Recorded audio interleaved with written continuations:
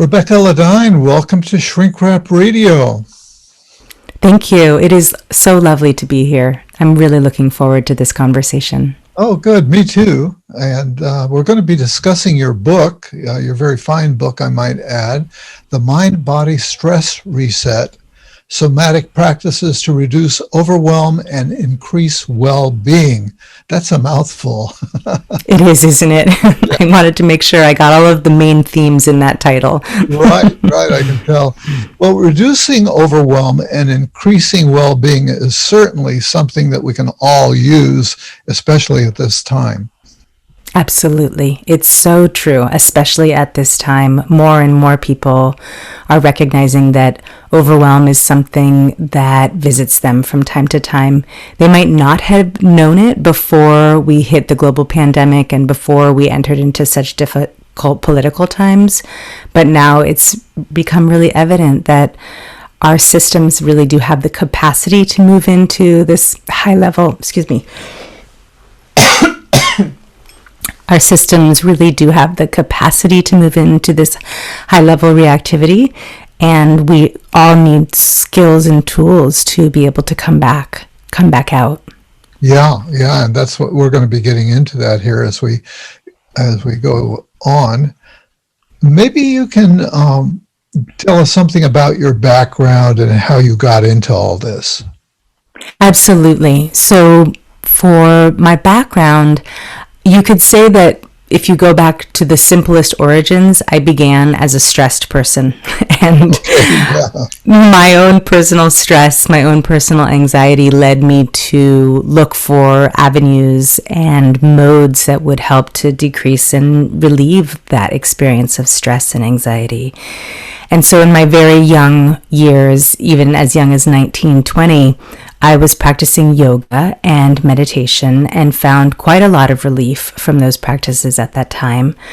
But little by little, I began to feel like the practices that were based in quite a lot of kind of physical movement were not effective for all the stresses that I would encounter. And I discovered mindfulness. Yeah, I remember that things happened in your life as time went on, where the stress level went up and up from what it might have been a kind of chronic stress escalated to... Exactly. So all tools weren't working as well. That's what it was exactly, as I was practicing mindfulness meditation, and then I began to work with mindfulness therapeutically with clients, and it was really effective in my life at a certain point, and it was very effective in my clients' lives at a certain point. But then, just as you said, my own life circumstances brought together the kind of perfect storm of stress and anxiety. And when my own personal levels of reactivity rose to a certain point, those skills of yoga and mindfulness were no longer effective. And that's what really alerted me to this question: what to do when the tools you're already working with, the tools that are, in the case of mindfulness, head-based is what I call them in the book, what to do when they're not working. Where do we go when the things that we've relied on stop being effective? And so, as I talk about in the book, I was in a very difficult period of my own life, and I was trying mindfulness meditation, and I was working with, the masters in the field and following their instructions, and yet I was only feeling worse and worse, more and more anxious, more and more flooded with stress. And I went to, as many people do, a traditional talk therapist who emphasized exposure therapy, and sat down and started talking about all of the things that were difficult for me and elaborating on them and retelling current events and retelling historic events. And I began to notice that my stress levels were increasing exponentially. Talking about it was actually triggering and activating it. And I don't know if you're telling us a few of the specific things in your life that were kind of triggering you to, get extra activated. Yeah, well, what I mentioned in the book is you can point to a few particular things, and I'm happy to mention those here. But more than that, those things were just waking up the sleeping dragon of stress and anxiety. They were just waking up what is the physiological disposition to move into extremely high level reactivity, kind of anytime stress comes knocking. So I want to say that because if you are a person who experiences high level reactivity, but you think, gosh, do my life circumstances warrant this? It's not always the case that your life circumstances warrant it. It's the case that if your body mind system is very, quote, good at stress reactivity, as I talk about in the book, it will be more likely to move into that stress reactivity even in moderate and sometimes even in low-level stress situations. So that's important to name. If you have a predisposition, which... That's right. Yeah. And in my own life and in many of the clients' lives I've worked with, it's not easy to point to, it was this thing. It was that year of my life. It was that event in my childhood. It was that experience that happened as an adult. It's, in many cases, it's a constellation. In many cases, it is the body becoming more and more attuned to stress reactivity and then increasing its capacity for its propensity to move into that intense and strong and evolutionarily based reaction. So that being said, to your question, I was a mom of 2 small children, and there are so many imprints that can come up for so many women. I've worked with so many people where that period in your life, not only because of the hormonal shifts that are happening, but because you are moving into the enactment of something that you might not have cognitive memory of, but you have somatic memory of, which is your own earliest years. That period of time can be a real trigger for people. That period of time can awaken deep imprints that a person might not have even known were there.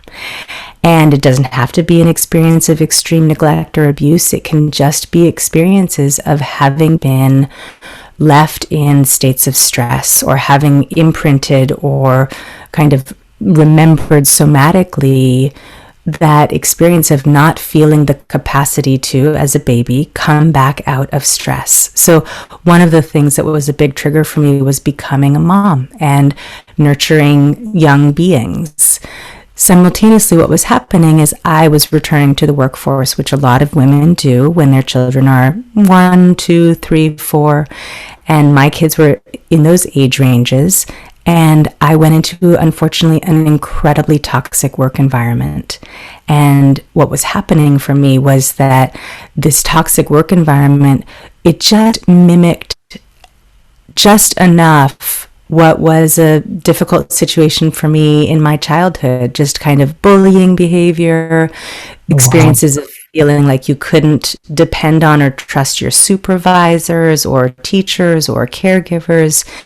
And in that toxic work environment, my nervous system began to wake its sleeping dragon. Yeah. And so I also talk about in the book that before my 2 girls and before this toxic work environment, I left a really successful career and moved to a new state. So those shifts, all of that unfamiliarity, all of that newness that the nervous system has to take in and orient to and get used to and feel into, kind of safe, not safe, trustworthy, not trustworthy, beneficial, not beneficial, and even just like, don't like.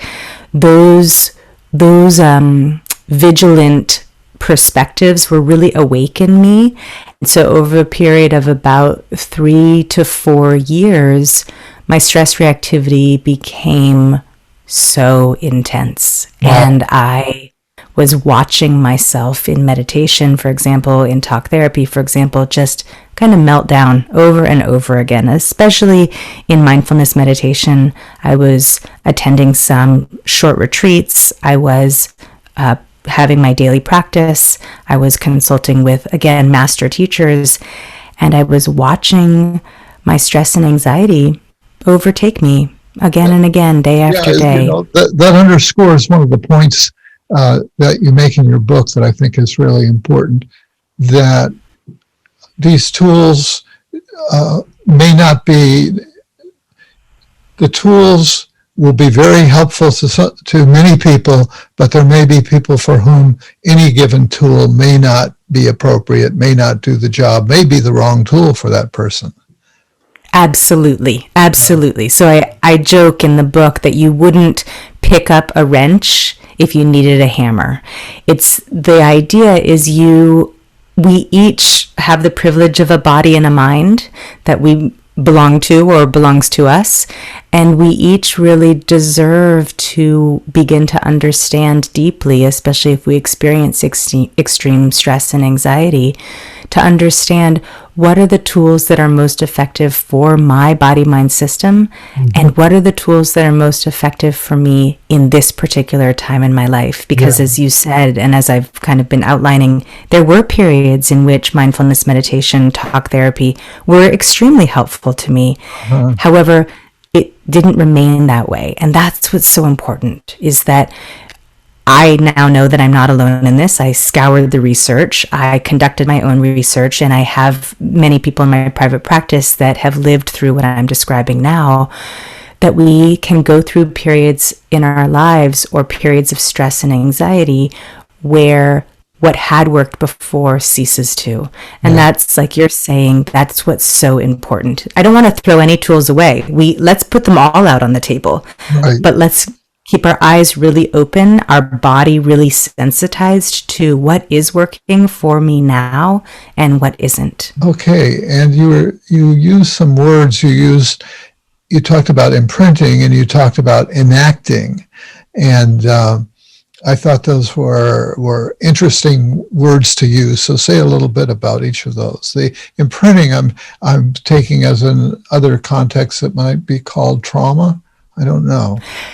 Yes, so that's absolutely true. We're talking about the way that our body-mind system remembers stressful experiences that we've lived through that in this case haven't completed, where we didn't feel like it resolved, we could put it away and move on. There was a memory, kind of a shadow there living within us, or an imprint living within us that becomes what I call a somatic map, becomes a memory that the body-mind system pulls back up when there's something that's similar enough, and it doesn't even have to be very similar, just similar enough to have the body remember and say, last time I was in this circumstance, I needed a lot of stress reactivity in order to get out of it.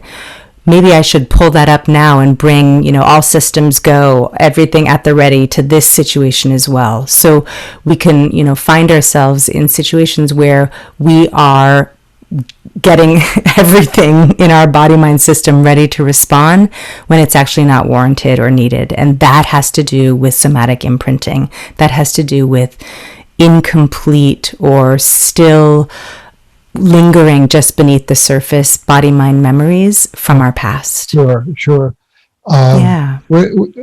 You say my stress reactivity kicks in, and in a way you use that term in a way that sounds like it's a good thing, like it's a good thing that your body is trying to do for you. But absolutely. Into a bad thing.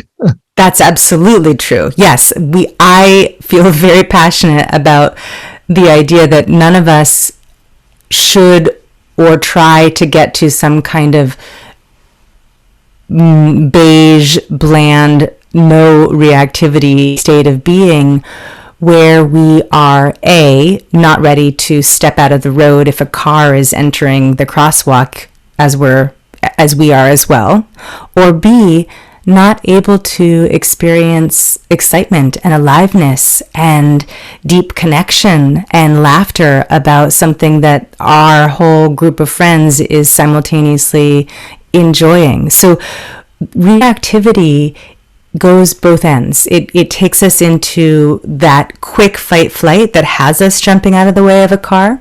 Okay. Reactivity also becomes aliveness when it's in our functional activation zone. It becomes the place where we can enjoy feeling the tingles of laughter. Enjoy being in the excitement of a trip. Enjoy feeling the alertness of a great story someone's sharing with us or we're seeing in a film. Okay, so we want reactivity, but when it turns into something that is misplaced or habitual, it can become a real problem for us. So if I'm, I joke, if I'm waiting in line at the grocery store and I'm impatient, especially in pandemic times, for example, and there's 20 people in front of me and we're all 6 feet apart, and those stressors, they're valid, but they're cueing my body to kick into high gear.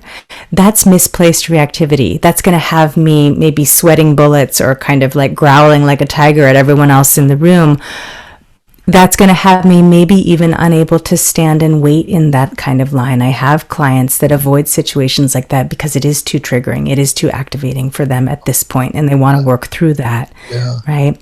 Another term that you used was enacting stress, and I've not heard it put that way before. So say a little bit about that. Yeah. So, for example, one story that I tell in the book is of 2 friends that were due to meet up in a particular part of time. And the woman, Leah, was unable to find her group of friends that she was meant to meet up with. And the unfamiliar circumstance and the running late and the feeling like maybe she was in the wrong place were all creating a stress action in her. And she began to enact stress. So you begin to see a road that seems fearful. You begin to imagine never finding the people that you're looking for. Maybe you even begin to believe your heart pounding, believe the adrenaline surges, and think things like, they've already left without me anyway. So enacting stress is a way that our body begins to convince us, and our mind then begins to convince us that this stress reactivity is necessary, and we're moving into a physiological state of emergency when it isn't called for. Boy, that example just really hits home for me somehow, where I've been in group situations where the group is making this plan of, okay, well, we'll meet up later at such and such a place. And I can feel it in my bones. No, that's not going to work. That's not going to work. Exactly. That's right.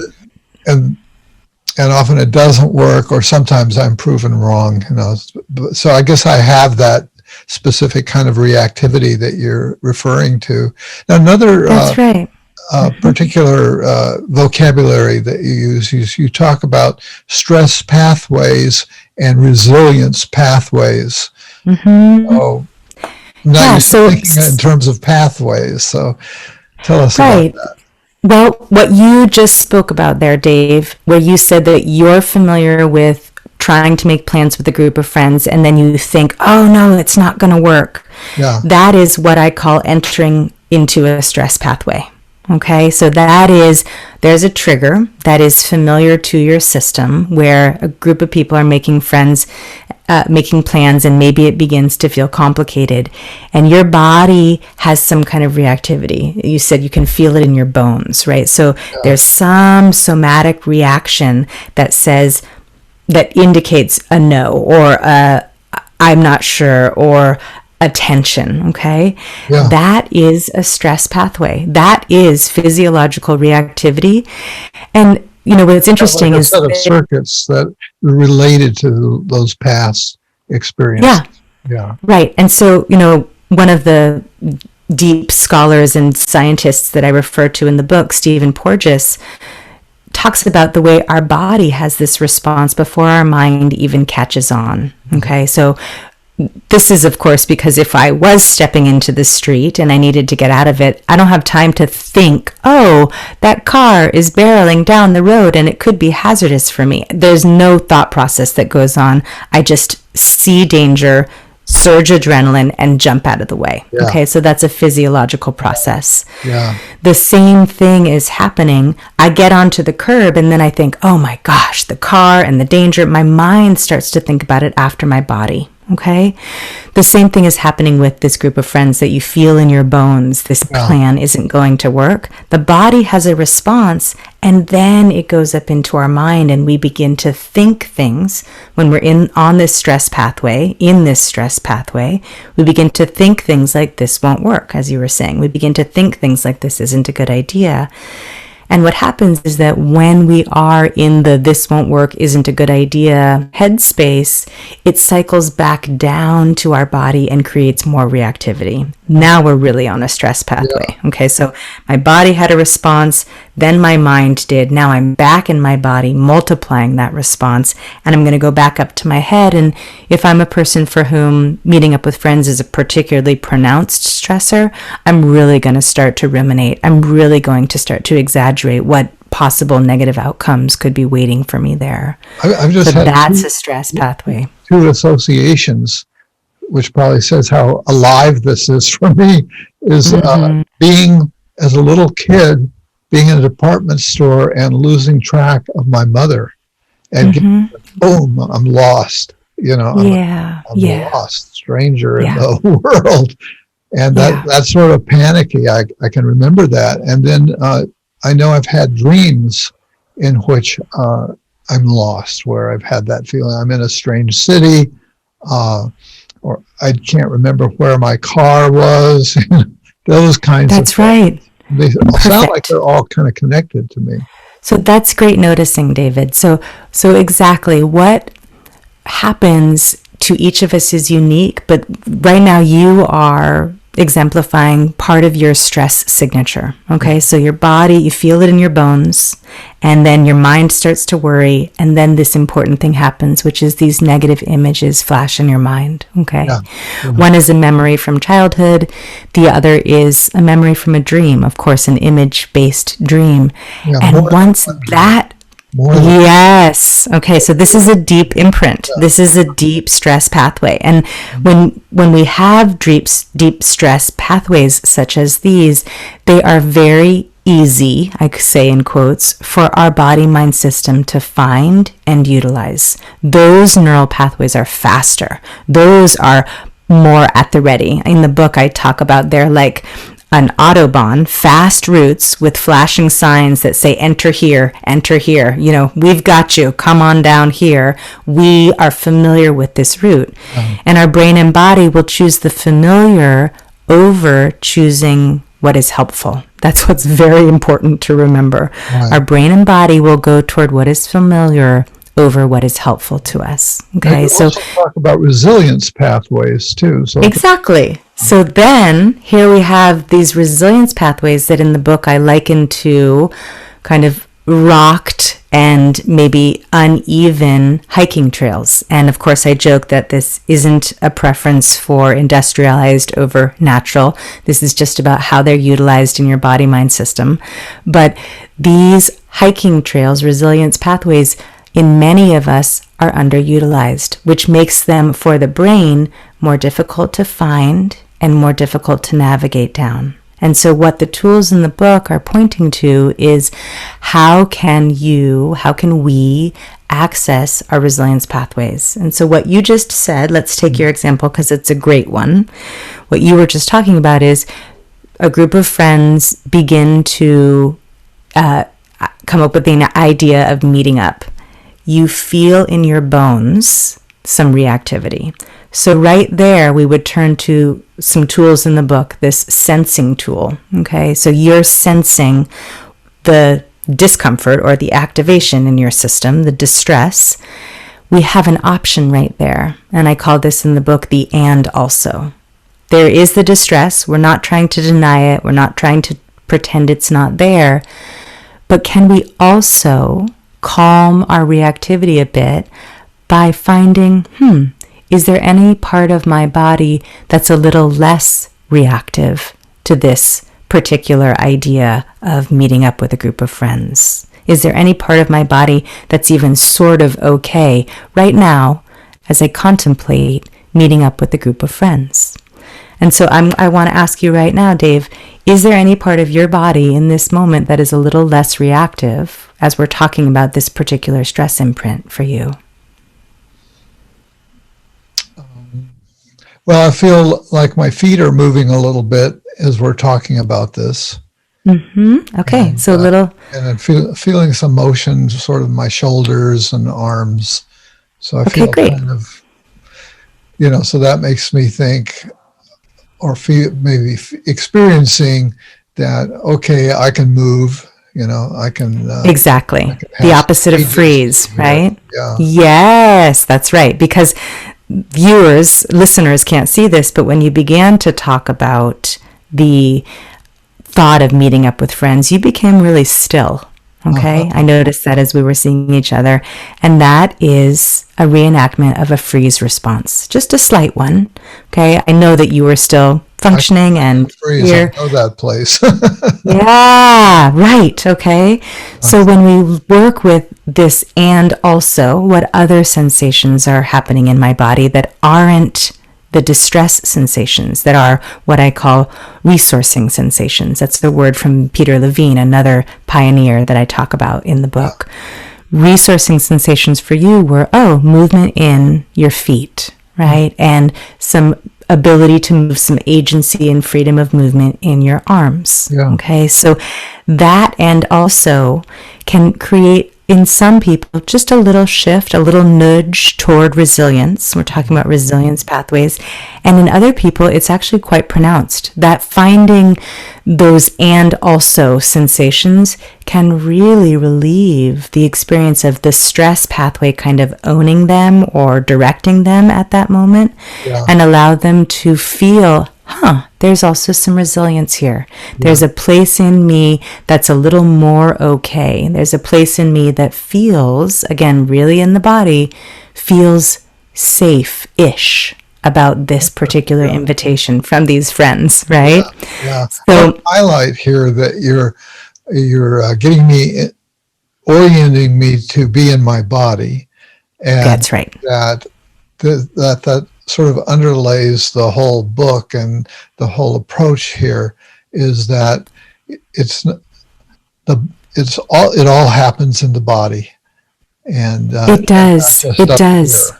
And so it's right. So I say over and over again. Yeah. That's right. Over and over again, I say in the book, it's not all in your head. It's in your body too. Right. Yeah. So we need to understand that we will find such greater relief from our stress and anxiety if we also attend to the body. This is not at the exclusion of the mind. The mind is incredible. We all know the mind was what helped you have helped, I say in quotes, those negative images pop up for you about what could happen if you were lost, or these dreams that still resurface for you. But then we can, instead of trying to talk our mind out of having those negative images pop up, we can find some resource in the body. Okay. So as we just started with some resourcing sensations, and then I would invite you to use another tool in the book.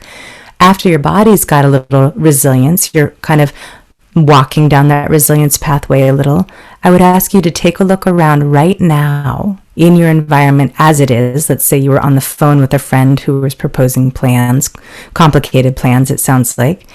And I would invite you to take a look right here and now and see, okay, in this particular moment, is there anything in my environment that my eyes enjoy? Is there anything in my environment that feels soothing to see? Okay, so you see I'm going back to the body again. I'm using seeing, but I'm moving right back into sensing. Yeah. So just notice what does happen for you right now, Dave, as you see your environment and anything in particular that is pleasing in it. Yeah, I have a painting. It's not really a painting. It's on metal. It's a photograph that was put on metal by a friend of mine, and it's kind of a big metallic thing, and it looks like an abstract, but in fact, it was rain dripping down from rain gutters, but beautiful, artfully done. It's colorful, and if I had a camera that I could turn around, I would share it with you. That's great, beautiful. And also, I noticed that when I made those mental connections, there's actually, for me, there was a feeling. It felt good. It felt good to say, "Oh, I see how this hooks up." Tell me more about that. Well, there's just a kind of a joy to making the connection. Okay, so here we are. We're now on a resilience pathway. Okay, so you're feeling the joy of the connection. Yeah. You're seeing a beautiful image that you enjoy on your wall. Okay, and your body is now sending cues of okayness, cues of well-being from the felt sense up to your brain.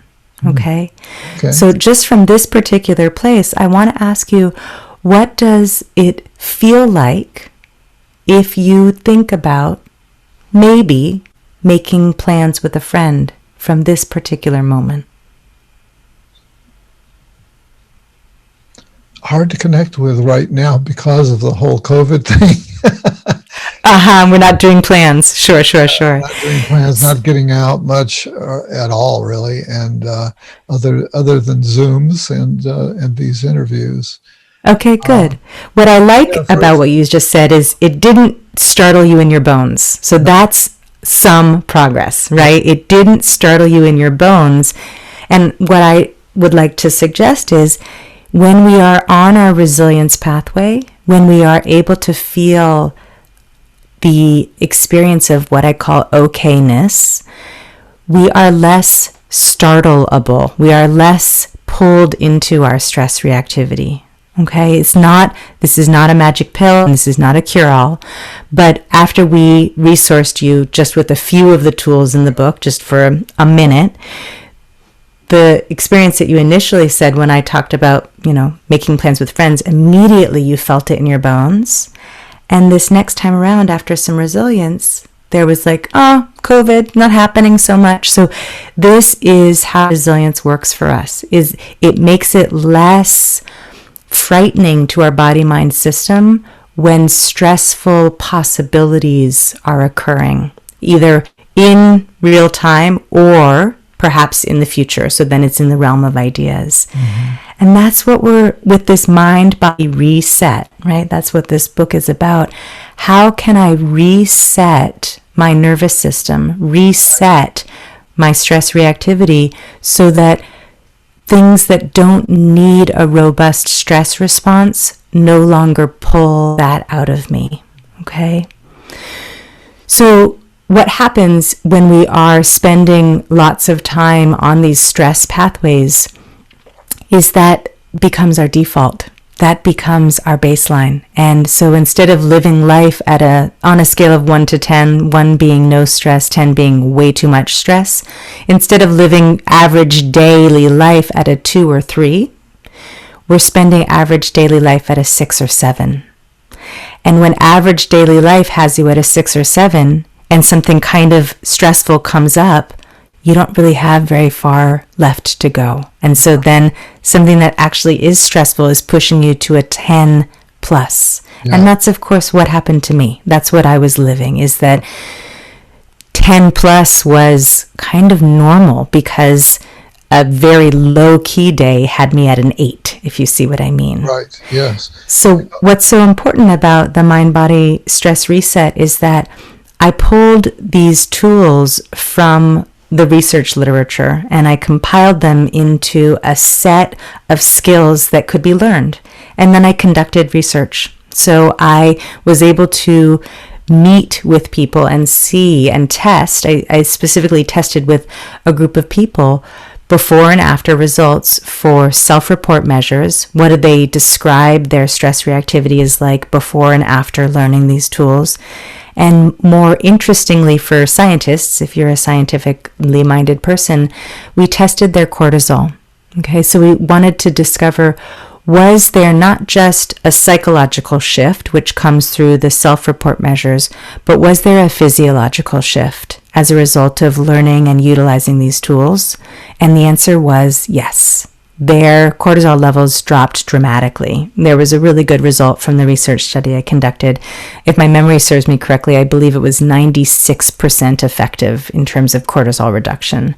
So what we're seeing is if you teach your body how to find these resilience pathways, you can really create physical shifts. You can really reset your baseline from a 6, 7, or 8 to a level 2, 3, or even lower. So that's what I feel like is so exciting about this. And the reason I felt called to write this book was because when I was looking around for these tools, they weren't so easy to find.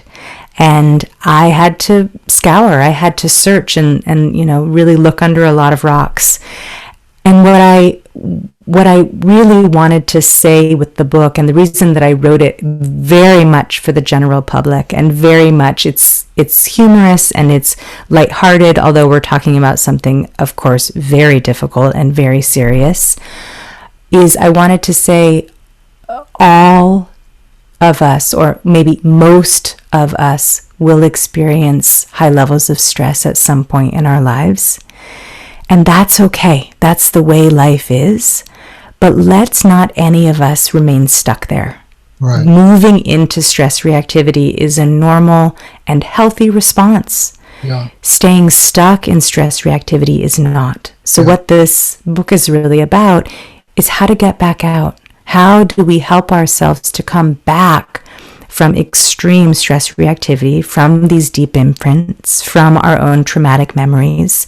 How do we come back to feel like we can function and access our resilience and access our current day well-being and really feel safe, feel okay more often than not? Yeah, I want to underscore that I really like the emphasis that you give to research, both you cite a bunch of the research of Bessel van der Kolk and Porges and other people. So I really appreciate that grounding, and then that you conducted the research that you were just describing, and that you have that orientation. You're not anti-science in all of this. Not at all. It's all really based on science, right? Absolutely. Every tool in this book is based on rigorous scientific study. So not only did I read hundreds of studies that other scientists had conducted, but then, as you said, I turned to these founding fathers. They are all men in this case. And I really wanted to understand their theories, these deep thinkers. And then I conducted my own research so that I could see for myself what does happen. What is this body-mind system capable of in terms of resilience? And I stand behind the tools with confidence after all of that work. Absolutely. Yeah. And I talk about in the book that every tool has a section, every chapter that has a tool within it has a section that talks about, as you said, scientific studies that back its efficacy up. And for those that enjoy it, you can turn to those sections in the book and enjoy it as I do. They're delicious to me. And for those of you that don't, those sections are easy to skip. It's not required that you are interested in scientific study in order to teach yourself resilience. So that's why the other part of the book really is very much, this is from me to you. This is not theoretical. I've lived through deep stress. I know this personally. And I wrote this to my fellow stress sufferers, as I talk about in the book. This is really for us. To start out sharing your story, because that definitely helps to build credibility when you understand that you've been through what you're talking about. One of the things that you researched is, I mentioned predisposition, and there is a genetic component to that. Maybe you could say a little bit about the genetic component to stress reactivity. Yes, absolutely. So I should say this is not my area of expertise, but I do think it's important for us to recognize that there's pretty robust scientific evidence that we can inherit stress from our family system. So of course, there's the obvious, if our mother was stressed during gestation or in the earliest days and weeks of our life, that will be transmitted to us. But it's also important to recognize it goes beyond that. There was a beautiful study that was done with mice, and it demonstrated this really eloquently. So I'll share it here. There were a group of mice that were, unfortunately, flooded with the smell, a particular smell, and then given shocks.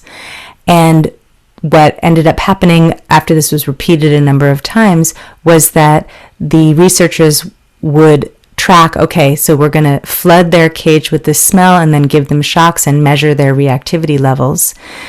And then they began to flood the cage with a smell and not give them shocks and measure their reactivity levels, and their levels were the same. So without shocks, they still had this enormous stress reactivity. But then those mice all had children, and those children were never flooded with this smell. Those children were never administered shocks when the smell flooded their cage, but they had reactivity to this smell. So they were never administered shocks, and they had reactivity.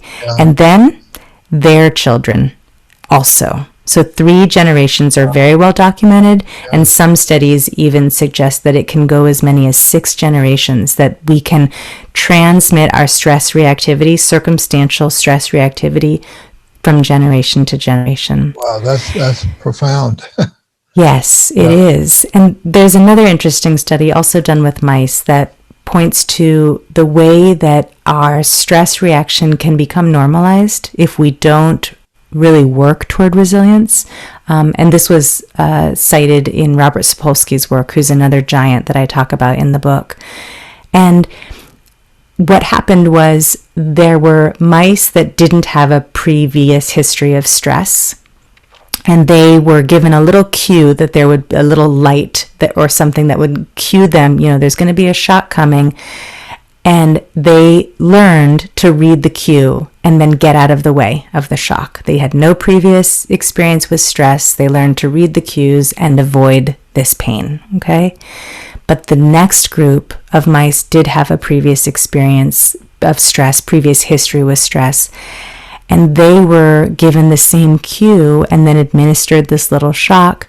And sadly, they didn't learn how to read the cue and get out of the way of the stress. The stress was normalized for them in their system. They kind of succumbed to it and let themselves just receive the pain. So for those of us who have been through experiences of stress, it's so important that we don't normalize it, that we don't succumb to it and just let ourselves receive the pain. We really deserve to create robust and easily navigatable and easy to find resilience pathways that are there at the ready for us whenever we need them. Yeah. One of the sections that I particularly dove into and appreciated was the sections on breath and breathing techniques, and that's so let's talk about that. Sure, absolutely. So breathing, turns out, helps us stay alive, right? So there's always that. And the thing that's so remarkable about it is that our breath is almost immediately affected by our physiological stress arousal. So we can either become a person who in stress reactivity kind of pants or gasps for just little sips of breath, so to speak, with incomplete exhales. And each of those gasps in elevates the heart rate just a little bit without the important breath out that reduces the heart rate again back to normal and healthy levels. Or we can become a person who kind of stops breathing. It's almost imperceptible, and they're just breathing as much as absolutely necessary. So that person... I'm in. Okay, good to know. So that's actually great that you can self-identify. I talk about in the book that it's very important that we begin to understand our own stress reactivity. I'm a gasper, so I move up into high levels of reactivity. And Dave here says that he moves into lower levels of reactivity where the heart rate is remaining slow, that we can kind of tend toward the freeze/shutdown side of things. Whereas me, with my gasping, I tend toward the fight-flight side of things, okay? So what our system is designed for, of course, is a long, easy breath in, followed by a long, full, and complete breath out. And each time we breathe in, the heart rate increases just a little, and we move into that sympathetic activation, that fight-flight side of things, just ever so slightly. I use that just to paraphrase that sympathetic connects to that fight-flight side, but it's not like we do that every time we inhale. And every time we exhale, our heart rate slows just a little, and we move into the parasympathetic side, which in extreme cases is the freeze shutdown side of things. The bridge between these two is meant to be very easily navigatable. Just inhaling, heart rate increasing a little alertness, a little readiness, and exhaling, heart rate slowing a little, heart rate decreasing, and a little less readiness, a little more ease and just being, okay? And the connection between those two is very important for our well-being and also our self-regulation. So if you become a person that stays in stress reactivity, which happens to many people through the breath, you can spend a lot of your days just kind of taking in little sips of air and never fully exhaling, which is going to keep you in that sympathetic activation, which is going to keep you anxious and agitated. And I know that one personally. And if you're a person for whom you can spend much of your day just breathing only as much as is absolutely necessary, it's going to keep you in that parasympathetic, which is kind of shut down, a little distant, a little kind of disconnected to what's happening and where you are. So we have this tool right here within us. We're with our lungs all the time, ready for us to improve this simple self-regulation, ready for us to move more completely into that healthy sympathetic, that alert, that readiness, and ready for us to have this very strong bridge into that parasympathetic, that calming, that soothing place, back and forth between the two all day. In the book, you also spoke about heart rate variability, and even there are devices out there now that are designed to help people monitor their heart rate variability, and so let's talk about that. I've got one on loan from one of the companies that I'm supposed to promote and advertise.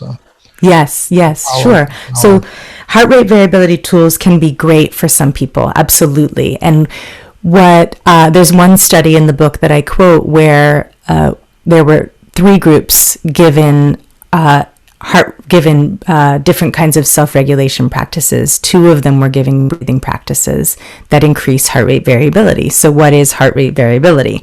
Every time we inhale, our heart rate goes up. Every time we exhale, our heart rate goes down. The distance between those 2 correlates to all kinds of wonderful health outcomes. So high heart rate variability seems to lead to lower stress levels, seems to lead to better sleep, seems to lead to better digestion, seems to lead to happier disposition, seems to lead to lower cholesterol. It's like it goes on and on and on. High heart rate variability, as I say in the book, is a good thing. So in this study, the 2 groups that were given breathing practices, only one of them was given a monitoring system.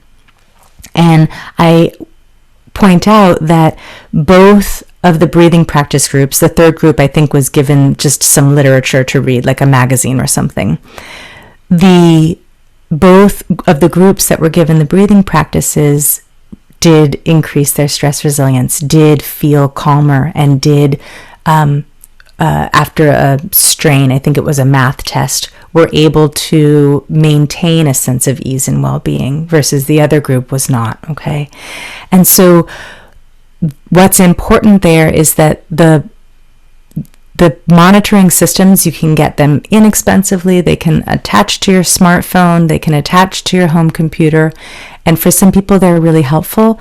But I do also emphasize in the book that they're not necessary. I put that study in intentionally, because for many people, they can find their own natural breathing rhythm all on their own.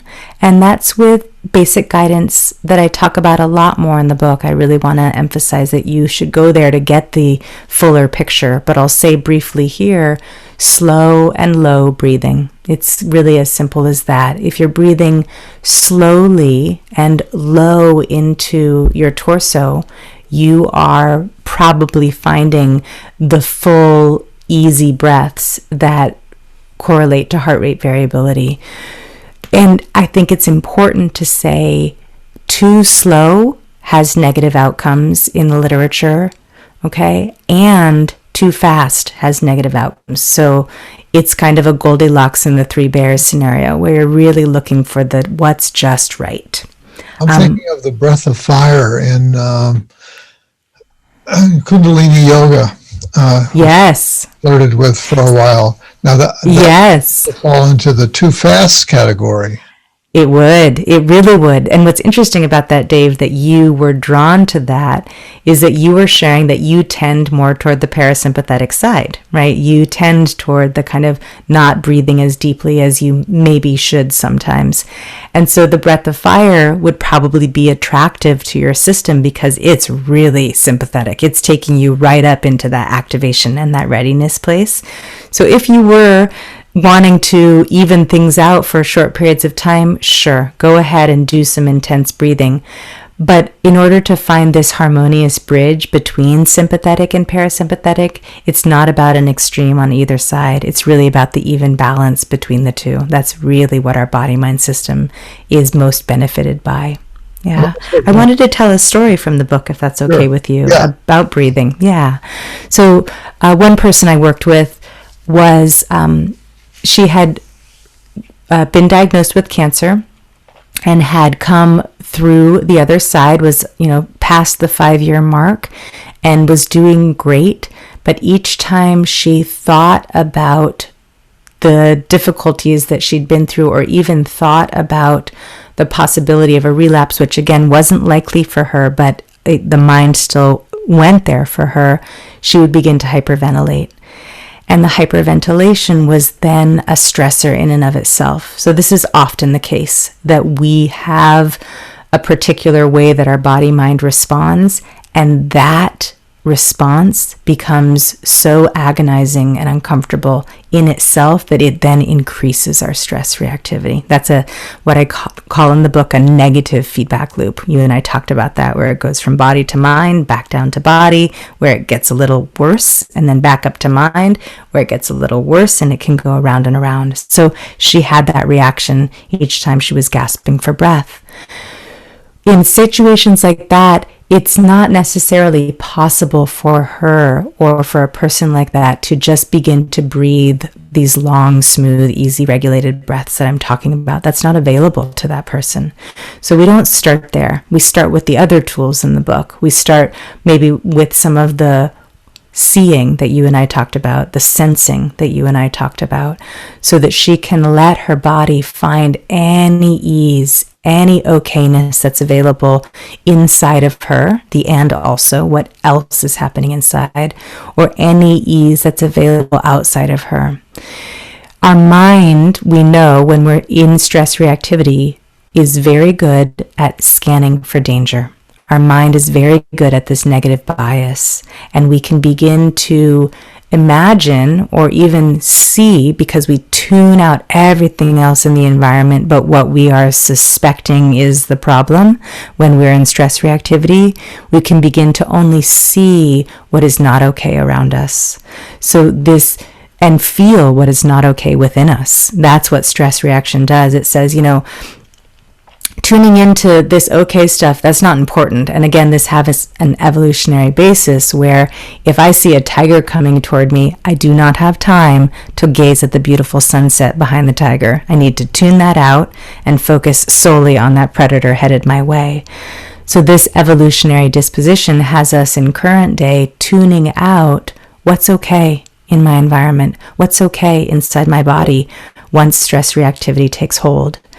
So with this client, it's about, and with people who listening might experience this kind of hyperventilation, it's about tuning into what else is happening in your body that might be even okay-ish, okay? We're just going for a degree of more okay than the other stuff, so to speak. Yeah. And tuning into what's happening in your environment around you that is even okay-ish. And once that turns the intensity on the stress reactivity down just a little bit, then you might be able to find a deeper breath. And let me say, start with the breath out, right? A lot of times we say take a deep breath in, but that just increases that sympathetic activation. We actually need to, the first instruction is take a full breath out.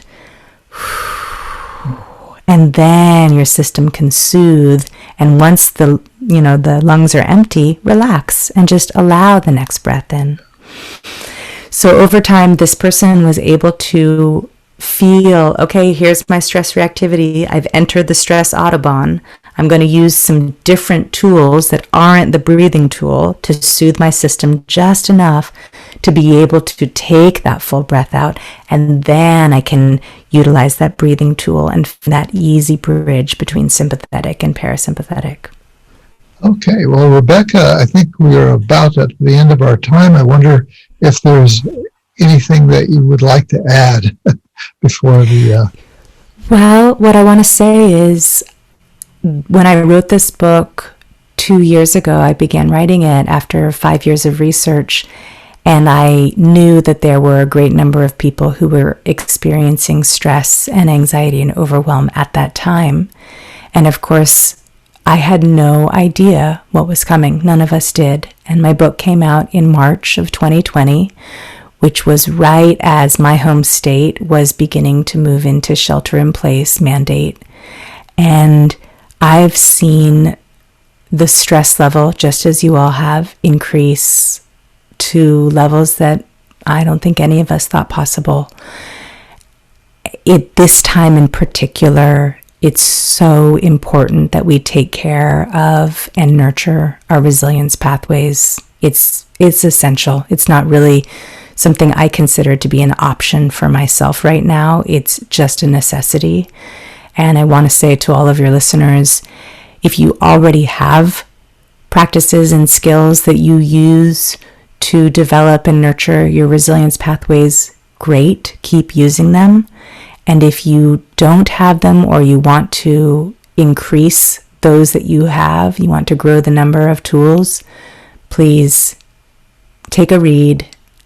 Let yourself discover which of these are helpful for you and invest in your well-being. We all need it. It's really essential at this time in our collective history. Yeah, that's a really important message, a good close. So Rebekkah LaDyne, thanks so much for being my guest today on Shrink Wrap Radio. My pleasure, Dave. Great to be here. Thanks so much for all your time and all your great questions.